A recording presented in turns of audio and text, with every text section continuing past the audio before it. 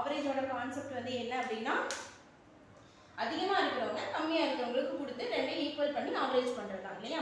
12 டீச்சர்ஸோட average age வந்து 40 இயர்ஸ்ன்னு இருக்குது. ஸ்டூடெண்ட்ஸோட average age வந்து 6 இயர்ஸ்ன்னு இருக்குது. பட் ஸ்டூடெண்ட்ஸையும் டீச்சர்ஸோட ஏஜையும் கம்பைன் பண்ணும்போது ஆவரேஜ் ஏஜ் வந்து 7 இயர்ஸ் அப்படின்னு இருக்குது.